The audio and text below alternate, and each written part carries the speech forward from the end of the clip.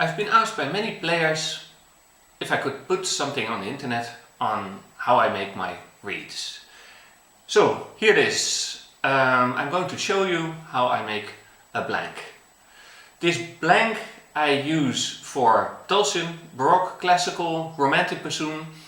It's all the same blank. Of course, in the end I'm going to change them quite a bit in length, and also the scrape of, for example, a dulcian reed is quite different from the scrape of a classical reed. But the starting point for me is the same blank. This way of making reeds is my way, and I don't pretend that that is the right way. You can do it in many different ways. You can take a lot from the inside and very little from the outside, or the other way around. The most important thing is that you find a reed that you can be expressive on and that you get the right sound how you like it. I use at the moment Gonzalez cane from Argentina. I quite like that. It's not too soft, but I've also used Neuronter or Marca or Rigotti. In fact, the kind of cane, it doesn't matter too much for me. What I find much more important is that the cane that you start with, the plank like this, is not too thick. Often when you buy baroque cane, it's gouged like 1.4, or I've even seen 1.5 like contra cane, and that is much too thick if you make your profile from the outside in. You get into a layer of the cane that's much too soft and soggy. So what I find very important for my cane, when I gouge it on 1.1 millimeter or 1.2 millimeter, but definitely not thicker than that. That gives you a nice layer close to the bark and will make your reeds last also a long time. The length of the piece of cane is 14 centimeter that I use, and the length of the tube as a starting point is 3.3 centimeters. I need that length for my baroque bassoon. I play an Anschuti by François de Rudder, and that length fits well. And for my other instruments, classical or dulcian, I make it slightly shorter. I use a shaper B2 by Rieger, but I have modified it a little bit. The tip is a little bit narrower than the original. But if you just buy or work with a B2, you can later on adjust the blank a little bit with sandpaper or something like that. The soaking of the cane before starting making the blank, I don't soak it very long, 15 minutes at the most, I think, in lukewarm water.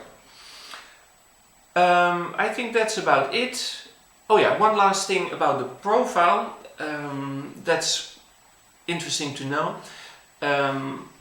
I quite like it if the back is on the thin side and the tip is on the thick side. So my profile probably is something like 0.95 until 0.65 or 0.70.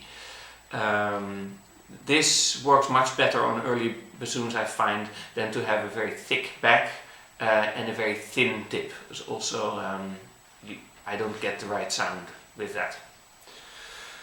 Okay, let's start. The first thing I do is to fold the cane. I do that, I try to find a sharp edge. At this table there is not really a sharp edge, so I do it by hand. I just fold it like this. Great, so this works well. Make it once more wet. Put it on my shaper. Like this. Make sure that you don't push it too much against the fold, because then it can open. If it opens, you can close it again with the paper clip, but it's annoying anyway. So I use a little knife, like such a break-off knife like this, and just carefully take away these sides. and it's important to hold your knife straight and not like this, because by doing this you make cuts on the side and it becomes too narrow. So like this, and all these stages have to be absolutely perfect, because I find when you have a perfect blank it's so much easier to finish a good reed. When the blank is not right, it's the wrong starting point. You have to keep adjusting things that are unnecessary. So this looks like this and is absolutely smooth. To be sure, you can use a little bit of sandpaper. And the last test I always find, just feel with your lips if it's really smooth, because that's the best place to feel. The next step is to do the beveling. I take away from probably half a centimeter or 7 millimeters down a tiny sliver on all 4 sides to make sure that when you push it together, when you make it round, that it fits well. It's only a tiny little bit. You start here and go down, and it's really not more, looks like a nail kind of. You do that on 4 sides. I don't go up completely there, because then I find that the throat becomes too round. Rather have it a little flatter, especially for a dulcian, it doesn't work to have it too round at the first wire. Okay, this is this, and then it looks kind of pretty good. Then I put it on a piece of cane and make 7 scores. I go completely in, like this, 7 or 8, whatever you can fit, like this. Hold your finger tight here so that the cracks can't shoot on. So this looks like this now. So, and the same on the other side.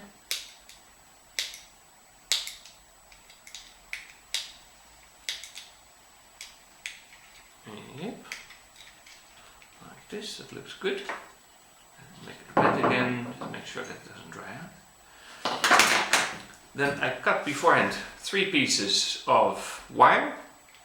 I use 0.7 for bassoon reeds and 0.6 for shawm reeds, but you can also use 0.6 for bassoon reeds if you have that.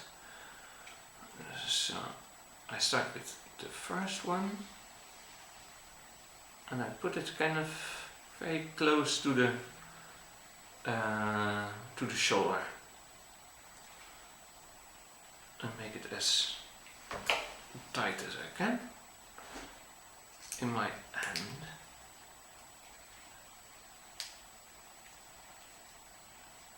Like this. Put the second wire.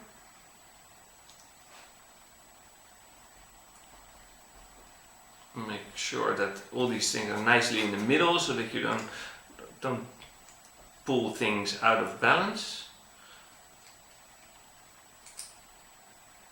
Okay, this looks good. Looks like this now.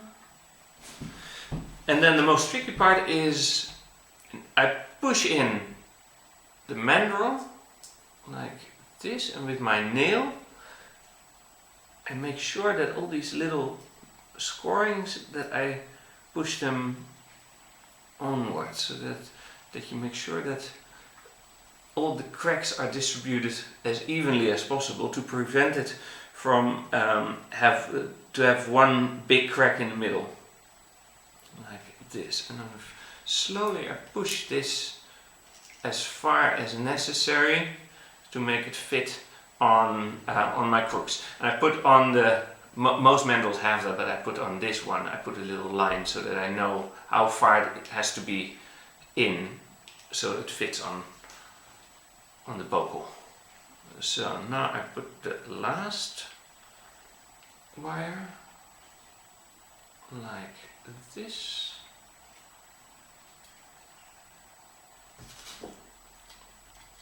the rest off. Make sure it's not, it should be kind of 3 millimeters, 4 millimeters from the end, something like this. So, and this is the moment you can tighten everything as much as you can.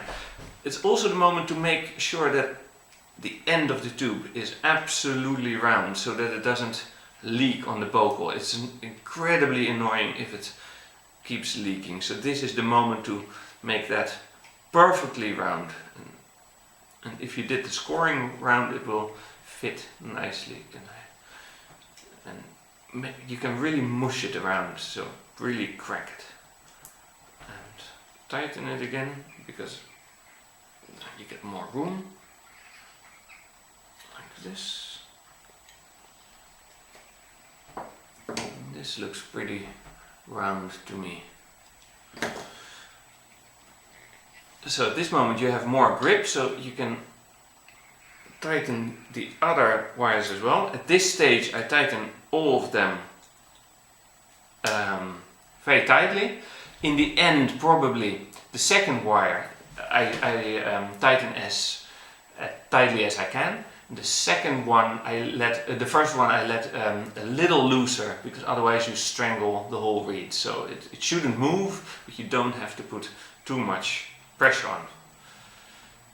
Now this is the starting point for me, and I let this dry for at least 3-4 days, and preferably longer if you can. And this will be either a dulcian reed or a baroque bassoon reed or a classical reed. Good luck!